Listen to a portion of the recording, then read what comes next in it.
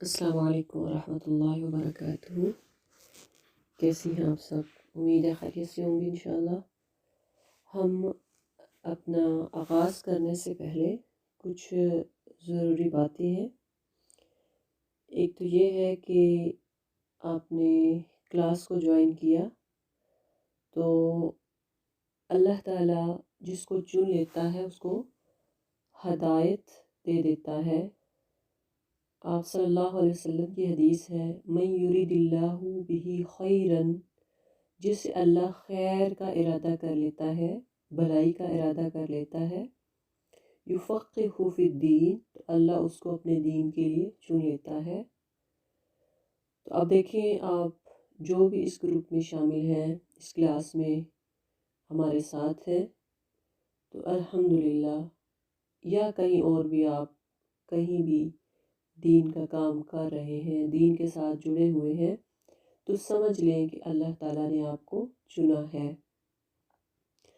لیکن اس کے ساتھ ساتھ ایک دن جوش میں آ کے، 2 دن آ کے، 4 دن اور اپنے آپ کو پھر کہہ دینا کہ اب میرے پاس ٹائم نہیں، یا میں نہیں کروں گی، یا میں نہیں سنوں گی، دنیا کی مصروفیات اتنی ہیں، تو پھر سمجھ لیں کہ آپ اس بلائی سے دور ہو رہے ہیں۔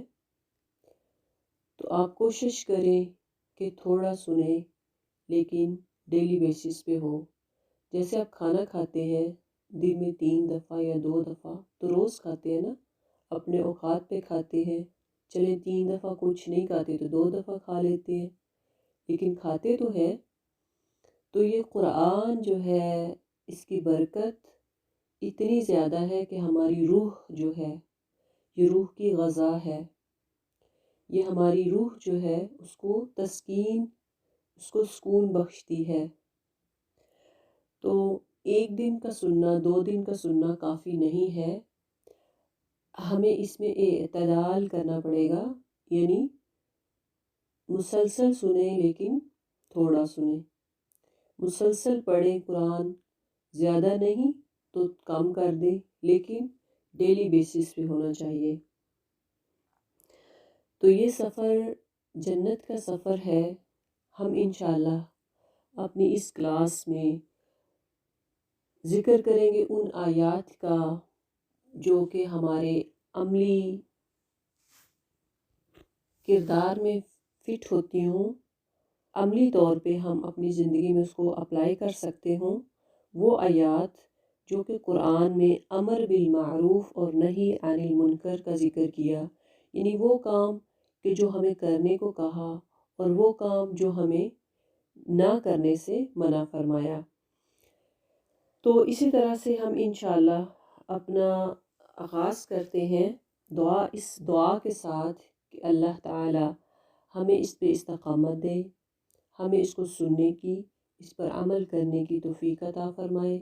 آپ اپنا نوٹ بک لے لیں اور پینسل لے لیں، اور جو بھی ہو آپ پوائنٹس کی بات وہ لکھتے جائیں، تاکہ آپ کو یاد ہو کہ ہم نے لاسٹ لیسن میں کیا پڑھا تھا اور اب ہم کیا پڑھتے جا رہے ہیں۔ اور جس چیز کو ہم ایک دفعہ ڈیٹیل سے ذکر کر دیں گے، پھر اس کو دوبارہ نہیں کریں گے، اسی لیے آپ اپنے پوائنٹس بناتے جائیں تاکہ فردر آپ کو ان کی ضرورت لکھنے کی نہ پڑے۔ نحمده ونصلي على رسوله الكريم، أما بعد، فأعوذ بالله من الشيطان الرجيم، بسم الله الرحمن الرحيم، رب اشرح لي صدري ويسر لي أمري واحلل عقدة من لساني يفقهوا قولي واجعل لي وزيرا من أهلي، اللهم صل على محمد وعلى آل محمد كما صليت على إبراهيم وعلى آل إبراهيم إنك حميد مجيد، اللهم بارك على محمد وعلى آل محمد كما باركت على إبراهيم وعلى آل إبراهيم إنك حميد مجيد، اللهم يسر ولا تعسر وتمم بالخير، اللهم يسر ولا تعسر وتمم بالخير، اللهم يسر ولا تعسر وتمم بالخير، آمين آمين يا رب العالمين۔ بسم اللہ الرحمن الرحیم۔ سب سے پہلی آیت جو قرآن کی ہے وہ ہے بسم اللہ الرحمن الرحیم۔ اب بسم اللہ الرحمن الرحیم اس کو تسمیہ کہتے ہیں، اور یہ ایک دعا ہے اور اس کو برکت کے لیے آپ صلی اللہ علیہ وسلم نے فرمایا کوئی بھی کام شروع کرنے سے پہلے بسم اللہ الرحمن الرحیم ضرور پڑھا کریں، کیونکہ بسم اللہ پڑھنے سے کام میں برکت ہوتی ہے۔ بسم اللہ کی یہ برکتیں تو ہر کام کے ساتھ ظاہر ہوتی ہیں، لیکن خاص قرآن کی تلاوت کا آغاز اس دعا سے کرنے میں بہت زیادہ برکات ہے۔ ایک تو یہ کہ بسم اللہ الرحمن الرحیم، یعنی بسم اللہ اللہ کے نام کے ساتھ، الرحمن جو رحم کرنے والا، الرحیم مہربان ہے۔ اب اس میں شروع کا ورڈ نہیں ہے، تو کیا ہے، میں شروع کرتی ہوں اللہ کے نام سے، میں شروع کرتا ہوں اللہ کے نام سے جو رحمان اور رحیم ہے۔ اب اللہ، اس میں تین صرف اللہ تعالیٰ کے نام بیان ہوئے ہیں، ایک اللہ کا نام اور دوسرا الرحمن اور رحیم اس کے صفاتی نام ہیں۔ اب رحمان غضبان اور شکران کے وزن پر ہے، یعنی ان کا ردم رحمان کا غضبان ہے۔ عربی زبان کے استعمال کے لحاظ سے فعلان کا ردم ہے، جس کا مطلب کیا ہے، ایکسائٹمنٹ، جوش و خروش کا مطلب ہے، جوش و خروش یعنی بہت زیادہ جوش والا۔ غور کرنے سے پتہ چلے گا کہ اللہ کی رحمت میں جوش ہی جوش نہیں بلکہ تسلسل بھی ہے، اور وہ کیا ہے، الرحیم۔ یعنی ایسا نہیں ہے کہ اللہ نے اپنی رحمانیت کے جوش میں، یعنی ایکسائٹمنٹ میں دنیا پیدا تو کر ڈالی ہو، لیکن پیدا کر کے پھر اس کی خبر گیری سے غافل ہو گئے۔ ایسا نہیں ہے کہ اللہ نے دنیا پیدا کر کے پھر اس کی کیئر ہی نہیں کی، بلکہ اس کو پیدا کرنے کے بعد وہ پوری شان رحمانیت کے ساتھ اس کی کیئر بھی فرماتا ہے، اس کی حفاظت بھی کرتا ہے، اس کی نگرانی بھی کرتا ہے۔ تو اللہ تعالیٰ دوسرا ہے رحیم، اللہ کا دوسرا صفاتی نام رحیم، علیم اور کریم کے وزن پر ہے، جس کا فعیل ردم ہے، فعیل کے وزن پہ ہے، جس کا مطلب ہے دوام، جس کا مطلب پرماننٹ، ہمیشہ۔ تو اللہ تعالی کی ذات، رحمان کی ذات تھی جوش والی، رحیم کی ذات ہے دوام والی، ہمیشگی والی۔ تو اللہ کی ذات، اللہ ہمیشہ رحم کرنے والا ہے۔ اب اس میں ایک مثال میں دیتی ہوں، اس کا اگر موازنہ کیا جائے، رحمان اور رحیم کا تعلق ایک ماں اور اولاد کا سا ہے۔ رحمان ایک اولاد کی طرح ہے اور رحیم کا تعلق ایک شفیق ماں کی طرح ہے۔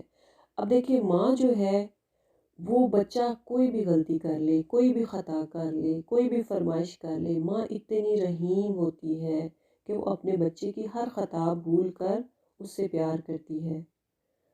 اگر بچہ ناراض ہے تو ماں پھر بھی اس کو کھانا کھلاتی ہے، پھر بھی پوچھتی ہے، پھر بھی اس کی بات سنتی ہے۔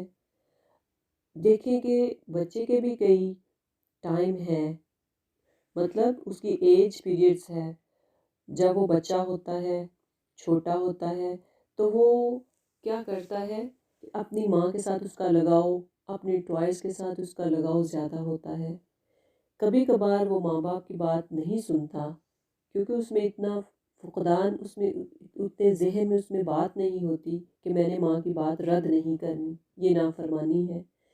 لیکن اس کو زیادہ لگاؤ ماں باپ کے ساتھ ہونے کے ساتھ ساتھ اپنے کھلونے اس کو پسند ہوتے ہیں، اپنے ٹوائز وہ بہت پسند کرتا ہے۔ دوسری ایج ہوتی ہے کہ جب وہ تھوڑا سا بڑا ہو جاتا ہے، میچور ہوتا ہے، اس کو تھوڑی سی سمجھ آنا شروع ہو جاتی ہے، پھر بھی اگر اس کی ڈیمانڈ پوری نہیں ہوئی تو پھر بھی وہ غصہ ہوتا ہے، اس حالت میں بھی ماں اس کو ایکسیپٹ کرتی ہے، قبول کرتی ہے۔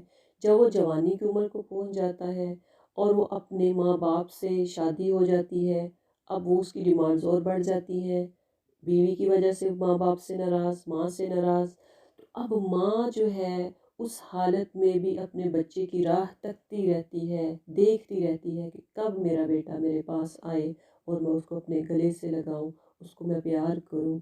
یعنی یہ ماں ہے۔ اللہ تعالیٰ نے ایک حصہ اپنے رحم ہونے کا ماں میں ڈالا ہے۔ دیکھیں ماں کتنی رحیم ہے، اور اللہ کے پاس 99% اللہ کے پاس رحیم ہونے کا جو درجہ ہے، رحیم ہونے کا جو صفت ہے، وہ اللہ کے پاس ہے۔ تو دیکھیں اللہ کتنا رحم کرنے والا ہے۔ ایک دفعہ ایک غلطی کریں، اللہ کے پاس آئیں، اللہ معاف کر دیتا ہے۔ رو کے اس سے دعا کریں، اس کے آگے چلتے پھرتے دعا کریں، اللہ قبول کرنے والا ہے۔